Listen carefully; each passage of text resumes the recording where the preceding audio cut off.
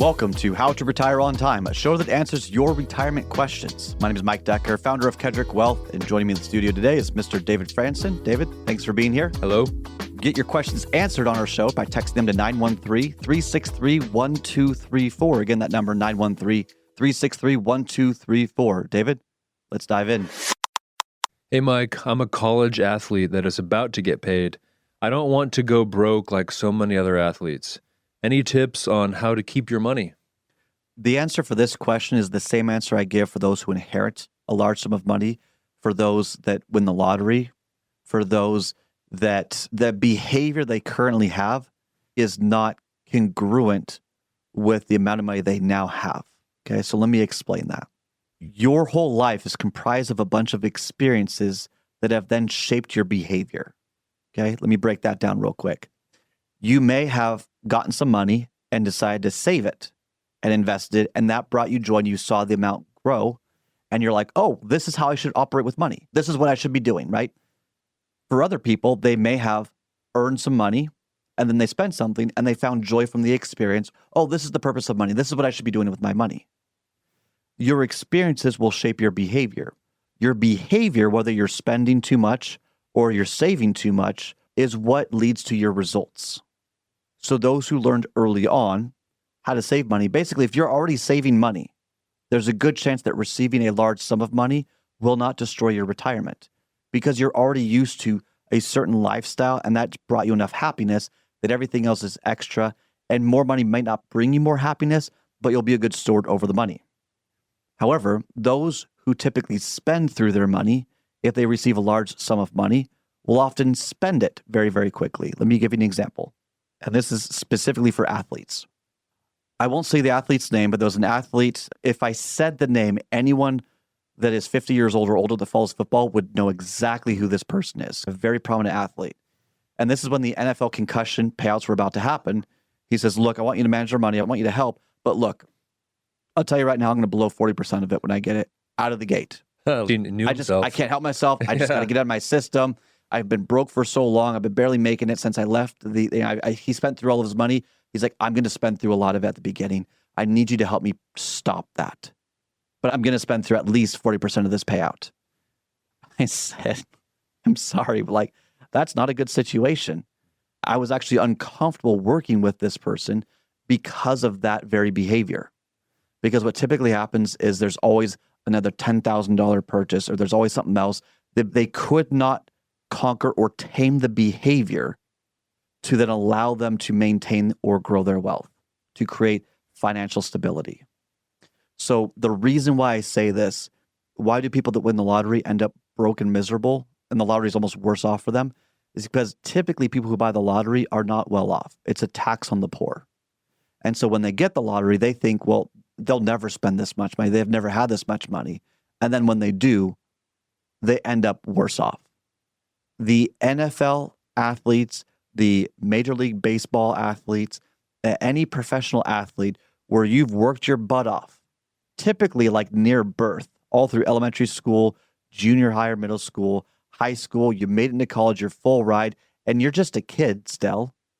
And now you're getting paid by the NCAA and you're getting profit sharing of the school. You will start to have a windfall of assets, hopefully. Hopefully you're in one of those situations. But because it's new, there's a good chance that the fame and the attention is going to try to push you into a position to where you need to look a certain part.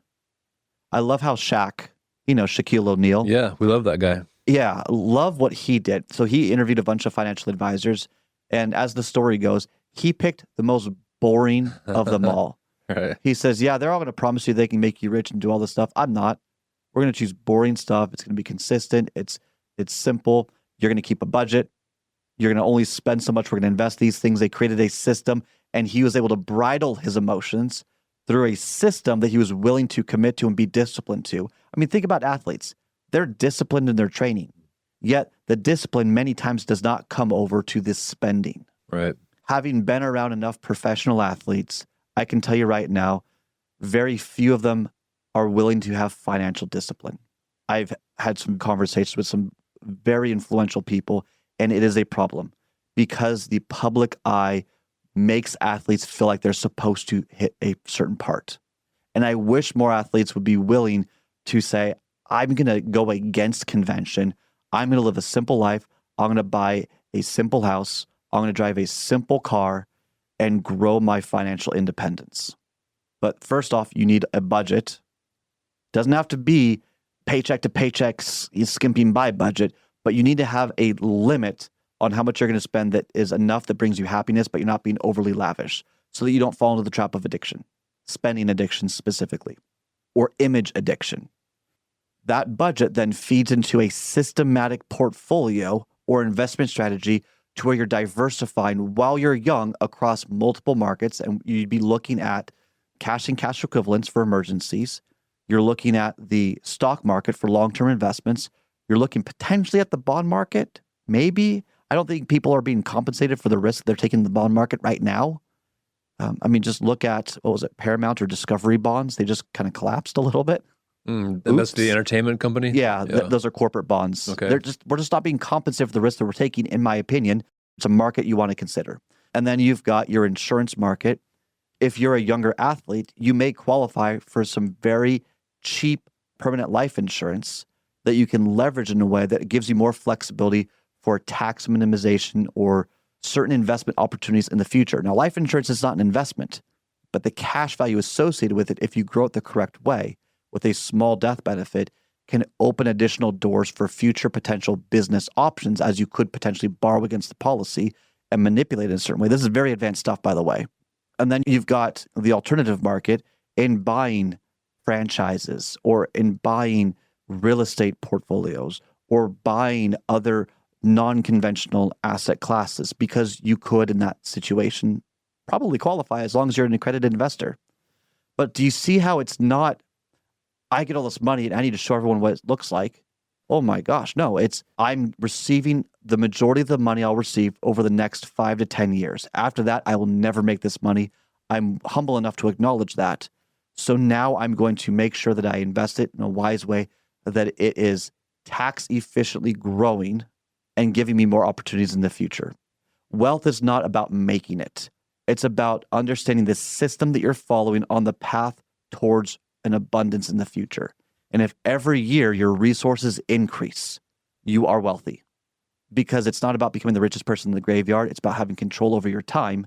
Time and the control thereof is based on the resources you have. If you have resources, you've got more control on your time.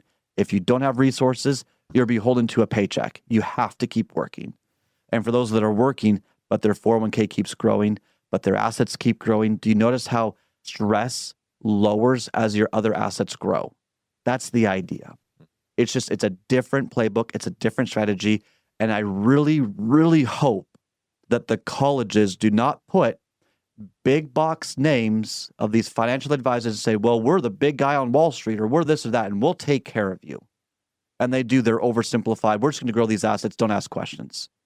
I really feel and hope that the colleges partner with specifically a financial advisor that is charging a fixed rate, so it's kind of like a CPA relationship, to approach a more holistic, comprehensive system that allows them to tackle this windfall of money for a more suitable and beneficial lifelong financial plan. Yeah, and so is this question more relevant now with the advent of NIL, right? The name, image, and likeness, where these young kids are getting all this windfall of cash? Yeah. Athletes, you got to have a brand, but your brand should be at arm's length distance away. Don't read the comments. Don't care about the likes. Have a friend help you grow the entity. Create videos, whatever. Create your image. Your image is what's going to help you get a future job. Your image is what's going to help you pursue your career in professional athletics. Helps you get other deals. Helps you make money. But don't fall into the trap of you've got to keep up with whoever. I have to have this kind of car. I got to wear these clothes. What if you had the brand of financial stewardship, of being smart with your money? I don't see that happening. I don't want to name athletes' names and stuff, but there have been few athletes that did that, and they were very well respected because of it, because they weren't flaunting their money. They were being a good human being with their money. Right. I appreciate those that have way over excess, and they're being very active in their donations and charitable work. But you have to take care of yourself first. You've got to have your own house in order. And your house is not in order by trying to outspend other people. And the more fame you get, the more success you have, the harder it is to maintain financial stability. So to all the athletes listening in on this right now, please proceed with caution. Ignore your friends on how you should spend your money, especially your friends that are poor. Look for mentors. Look for people that did it with modesty, not with flaunting whatever it is. And acknowledge the fact that maybe you're not a classy business owner. Maybe you're not an intelligent business. That's okay. Be smart and be boring with your money, and you will probably be better off. That's all the time we've got for the show today. If you enjoyed the show, consider subscribing to it wherever you get your podcasts. Just search for How to Retire on Time. Discover if your portfolio is built to weather flat market cycles, or if you're missing tax minimization opportunities that you may not even know exist. Explore strategies that may be able to help you lower your overall risk while potentially increasing your overall growth and lifestyle flexibility. This is not your ordinary financial analysis. Learn more about Your Wealth Analysis and what it could do for you regardless of your age, asset, or target retirement date. Go to www.yourwealthanalysis.com today to learn more and get started.